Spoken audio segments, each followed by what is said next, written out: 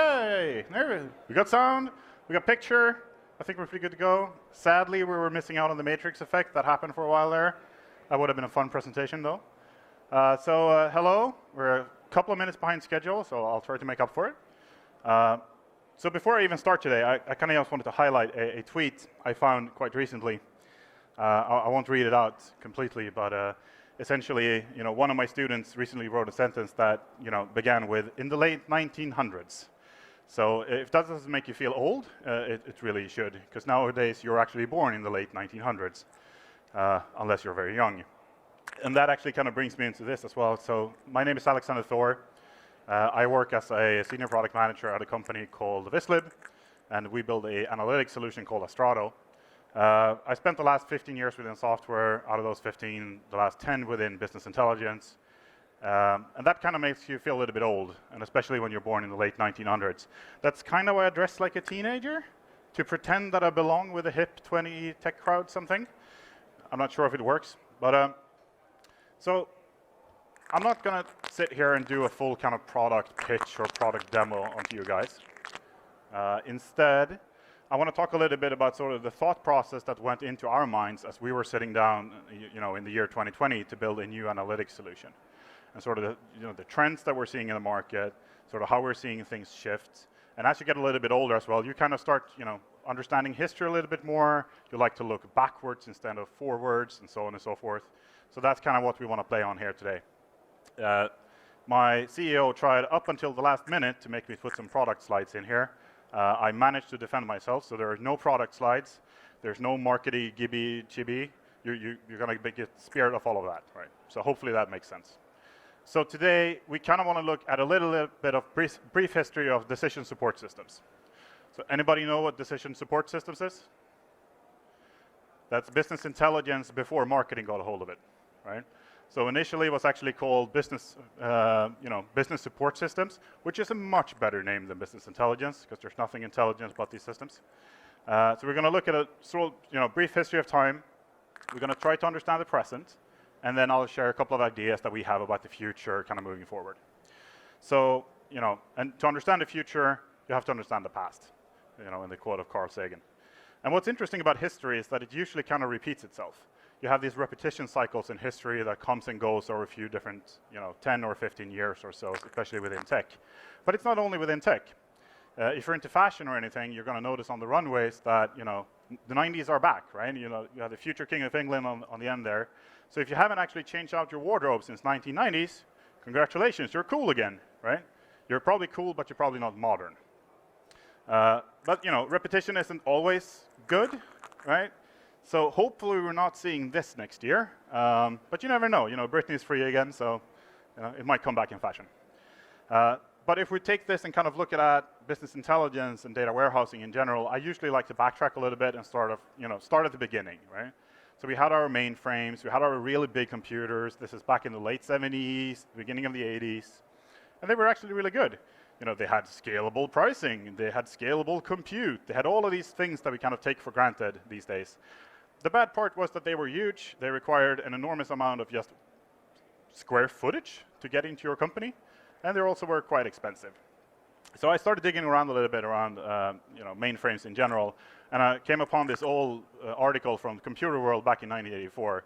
This has no bearing on the presentation. I just kind of thought it was cool that back in 1984, you still had pie charts and line charts inside of your terminal when you terminaled into your mainframe. So 40 years ago, you could still do graphics on top of data.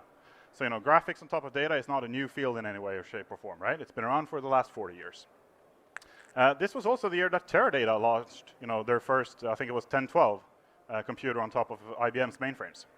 And what's really interesting about this is that if you zoom into the article a little bit, you'll actually see that it came with, down here, it came with roughly 496 megabytes worth of storage for every processor. So that was quite a lot at the time.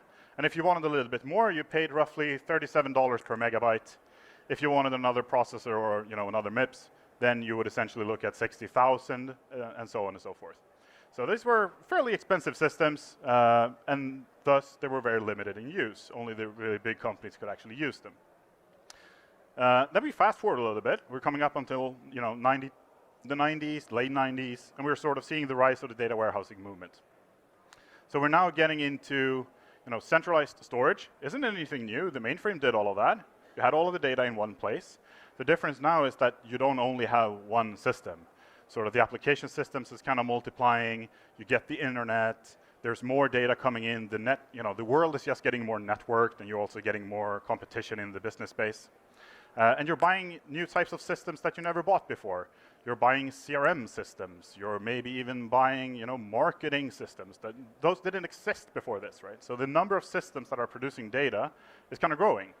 And the way of tackling this is to bring in sort of looking at the data warehouse again. How can we collate all of these central, the sources, bring them into one repository, massage the data a little bit so it makes sense to perform analysis on.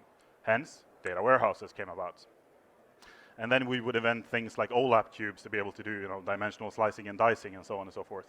So they built upon sort of the predecessor, which were the mainframes, and kind of looked at the present and adapted to that. And it worked really, really well for a couple of years.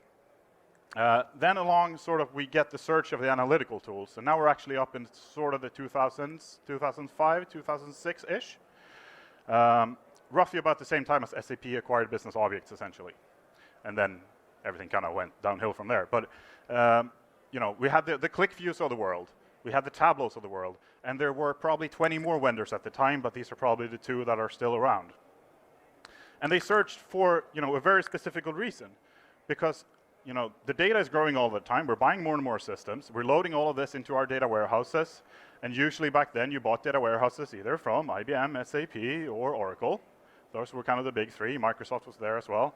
And they had the full stack. You did everything in there. You modeled, you transformed, you analyzed, and you computed and you storage, right? Then sort of the Qlik and the Tableaus came around because they offered something that had become a significant thing, the performance boost. Meaning that the data warehouses had so much data in them, they were very costly to scale back then because storage was expensive. You probably even had to go and buy a physical server to scale out your data warehouse. And then these, the tools that came around, and they were fast. They were usually in memory, so they would take a copy of your data that you spent so much time, putting in the data warehouse, and they would take a copy of it and just dump it somewhere else, and then perform compute on top of that copy of the data. And that solved the performance issue, and the scalability issue, and so on and so forth. I still remember, and this is way back, we came into a telecommuting company in Sweden, and we were going to try to run a SQL query against the SAP R3 system. We ran one query, then the entire data warehouse crashed, and yeah, that was the end of that analytics project. But it also kind of provided faster speed to value, because you could circumvent the data warehouse. The data warehouse wasn't really keeping up anymore. It could take 6 to 12 months to ingest data into the data warehouse, and at that point, your business requirement had probably changed, or the data had changed. So these tools were really good at taking data from multiple different sources, stitching them together, and then providing a dashboard for somebody. So within that dashboard, you had all of this business logic and all of this transformation logic, essentially applying business rules on top of that very tiny slice of data, but only there and nowhere else. So this worked really, really well for a while. And then the entire industry got a little bit confused for a couple of years. Hadoop kind of came onto the field. Now we're up until 2010, 2015 almost. And everybody overnight essentially decided they had a big data problem. Not a lot of people actually have a big data problem.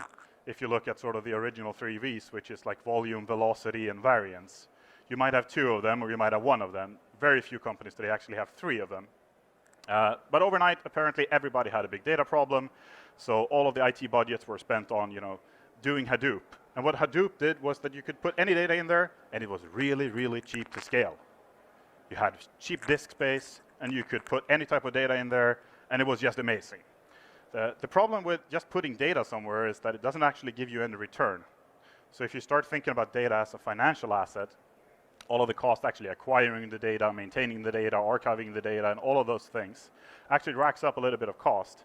And if you're not actually using the data, it's basically a wasted asset on your balance sheet. And this was kind of what we saw a lot of the times on the large Hadoop projects. People were collecting a lot of data, massive amounts of data, storing it in Hadoop, and then doing nothing with it. Probably one happy data scientist were running something on top of it, but that usually was the end of the line. Fast forward a couple of years, and now people are doing a little bit more on top of that data. But the need for centralized data has kind of come back again. So if we're looking now again at sort of coming into the modern age, the idea of a data warehouse or the idea of a centralized storage of data, you call it a data warehouse or call it a data lake, the idea is not, the idea is still valid. The idea isn't faulty. So now we're actually kind of repeating history again, and we're coming back. And we're coming back for a few different reasons. And I think that it's pretty evident when you kind of walk around in here as well, that there's more consumers of data.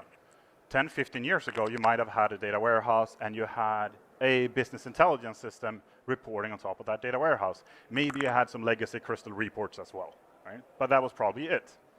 These days, you can just walk around here and you see off-the-shelf machine learning algorithms. There's companies selling you artificial intelligence solutions. You probably don't have one BI solution anymore. You probably have 5. Because the marketing department didn't like clicks, so they bought Tableau. And the finance department didn't like Tableau, so they bought Domo. And so now you have more and more consumers of data all of the time, right? So the need for having a centralized way of looking at data becomes more and more evident again. Because if you kind of leave data in these sort of dead silos, it's dead data essentially, and you can't write it back and there's only one consumer of it. There's even more application systems these days, I would say. I mean, nowadays you probably don't have just one HR system. You probably have, you have a people management system, you have a retention system, you have something that will work with bonuses and so on and so forth. So we have even more data systems coming in these days than we had just 5, 10 years ago.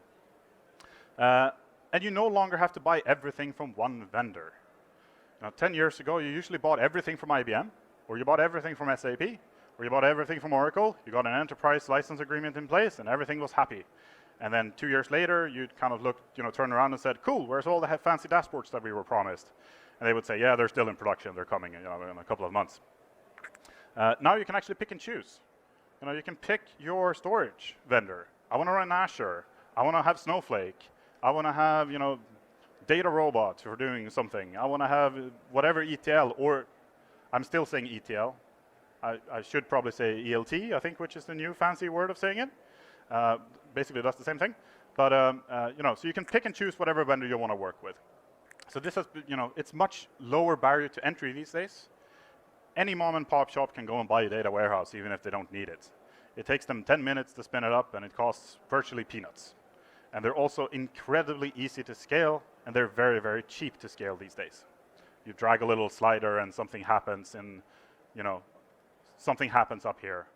And I won't talk too much about the cloud, because if we're on the subject of history repeating itself and so on and so forth, the cloud is basically just this. We just come full circle, right?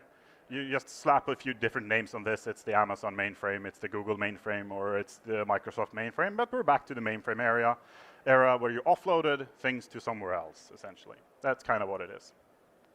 So I think we've somewhat established that history repeats itself. And if we're looking at if history is repeating itself, we have repeated on the infra side, we repeated on the storage side, we repeated on the compute side, where we've actually gotten really, really good infra tools that barely didn't even exist 10, 15 years ago. We're actually talking about data ops. Who was doing data ops 15 years ago? Almost nobody, right? And the tools have become insanely much better. Storage has become insanely much better. It's cheap, it's easy to scale, it's almost a commodity at this stage. Compute is becoming a commodity. You still pay for compute, and sometimes in some cases quite a lot, but usually it's correlated to value, and it's not too bad. But what's kind of going on with analytics then? So the interesting thing about analytics for me is that it hasn't really come full circle into the next kind of repetition cycle. The rest of the business has actually evolved and gone through kind of like the next step, or actually returned to previous concepts that was really, really good and could now be solved better because the technical challenges aren't there anymore. So what's going on with analytics? So a lot of the analytics tools today were built back in the era where they were solving problems for the past. When they sat down and built their tools, they said, yeah, we're building tools because we want to solve the performance problem of data warehouses. So we're taking data outside of the data warehouse. We don't have a performance problem in data warehouses anymore, at least if you're a semi-modern vendor. They're trying to kind of shorten the loop to value. because it took too long to model data and kind of get it into the data warehouse. Now, don't get me wrong, getting data into a data warehouse is still complex, and it takes time to model data. But these days, it doesn't take time because the tools are slow. It takes time because the business processes takes time, and it should take time. But at least the technical barrier to doing data modeling and sort of offloading data into your data warehouse has kind of gotten reduced quite a bit. So a lot of the previous analytics vendors actually were solving problems for the past that aren't really applicable anymore. And they were basing their entire software stack on problems that doesn't exist anymore. So instead, I want to talk about like what's the opportunity for the future. And this is what we identified when we kind of looked at our product. Our product, in a sense, isn't super unique. I think it's unique in the market space, but I think if you're a very savvy coder, you could probably build something similar yourself. So this is also something that I want to touch upon. And we built it around 3 core principles that, play the data where it lives. So don't take the data out of the data warehouse. And we still see this to this day, where people will kind of take the data out of the data warehouse because they want to ingest it in their business intelligence tool. And the problem with doing that is that it's so tempting to start transforming the data in the process. I'm just going to apply a little bit of formatting here, or I'm going to do a little bit of a calculation over here. And all of a sudden, you have a financial calculation or a financial metric that only really exists in your dashboard. And now your data scientist comes along and says, yeah, I really would like that number to incorporate it into my model. And now you're screwed, because that data just live in that dead dashboard and doesn't live anywhere else. So what we're trying to say is that, don't transform data for your dashboards. Push it back down the line, always pushing it back. So push back, transform, and even compute, in our case, onto the data warehouses. We do not want to have, silos of data inside of our business intelligence stack, which is modeling data and informing business logic that we can't move anywhere else. We're also talking about closing the analytics loop. And what we say with that is that at the end of the line, if we go back a couple of slides, so a lot of the times you kind of see the arrows kind of end here. This becomes sort of the end of the line on the subway station, in a sense. The data gets put inside of a dashboard, and that's the end of the story. Everybody's happy. Let's go home, essentially. And it doesn't really happen like that in real life. In real life, even if you're looking at a metric inside of a dashboard, something happens. Some decision is probably being made. Some discussions between colleagues are probably being produced. You might be able to leave a comment on the data. You might even want to supplement data and write that back to the source. So we think that it's highly important because these systems actually generate data points, but they usually don't write that back into the data warehouse, which they really should. So all of these things we think we should capture. So that's when we talk about sort of the analytics loop. So I kind of want to leave you with kind of looking at the investments that are being made today, which is highly sort of within the centralized storage and compute space. You can call it a data lake, you can call it a data warehouse, but at the end of the day, you're putting data somewhere. I could argue that in a couple of years, I think the boundaries of what a data warehouse and a data lake is just they're gonna be the same thing. Back in the days when we were doing data warehousing, you would take data out if you weren't analyzing it because of compute and performance issues. These days, you can freaking dump everything into these data warehouses, and they still perform and they still scale very well. And the problem of leaving data out is that you can never anticipate what type of questions your business users have. That was also sort of the inherent problem with the cubes, that if you did financial reporting, you'd probably find that doesn't change that often. But as soon as you wanted to travel outside of that dimensionality, you were kind of screwed. So closing the analytics loop, play the data where it lives. So don't move data around between different systems. Keep it where it are. And data is scaling as well. Data is just becoming bigger and bigger and bigger. And I think I had the unfortunate title of RIP in-memory computing or something along those lines on this talk. I will blame my marketing department for that one. But it makes sense. Data is growing, and if there's something that isn't growing, it's actually RAM. RAM isn't growing at the same speed as data. And if we're looking at the data or the cloud providers these days, RAM is actually the expensive resource these days. It's not storage. CPUs to some extent, but RAM is still the thing that will really cost you, right? So we can't read data into the memory, sort of the memory of computers anymore. And we don't have to, because we did that for performance reasons, and the performance is actually pretty good of just querying directly these days. So I kind of want to finish off, because I think we're getting up to the end here, and I'll take a couple of questions. is that the future is kind of already here, and this is usually the case. It's just not very evenly distributed. So what we're seeing here, and what you are probably seeing if you're walking around here or talking to your colleagues, you're probably in the forefront because you even show up at these kind of events. The rest, sort of the common man, usually see what we see a couple of years later. So we do think that the future is already here, and to understand sort of the past, we understand the present, and the future, we have to understand the present, and so on and so forth. We think that we saw, compute, storage, infra coming full circle. That will probably live now for quite a while until we sort of see a major shift in technology. But we're still waiting for analytics to come back again and do the next iteration of technology. So if this sounds anything that's interesting, and now comes the marketing pitch, you can come see us. We're at this booth. So the main entrance is over here. We're over here. So if you don't, like what you hear, you can just leave, right? And with that, I'll open up for some questions.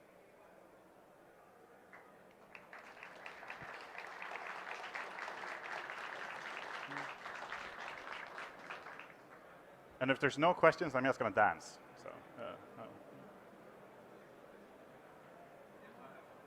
someone over there? I have to keep hold of it, sorry, sir. Okay. Yeah, I'd like to see you dance. No. So is the data supposed to be centralized, or should we leave it decentralized, or something in between? Where are we going? Because I heard in the morning they were speaking about decentralized data, and then there was the session after was about centralized data. So what are we supposed to believe in? And I'm going to do the boring answer, which is kind of like it depends, right? I think there's definitely a need for, depending on how you do analytics inside of your organization, I think the answer will depend. But if we're looking at the traditional type of business, I do think you should probably put it centralized. And that is for the sole reason, if you have your data in one place, it's easier to get to. So when you have that next question, you can get to that data point. Then it's not another project of, I need to ingest something else, or I bring it into another tool, or so on and so forth. If we can find like a really cool tool that can do like a semantic layer across data warehouses and data lakes, and can query it with sub-second response time, that's going to be a really cool product. So yeah.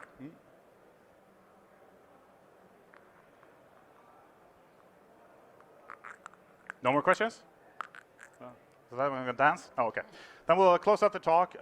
Go have lunch, get some calories in yourself, have a coffee, and thank you.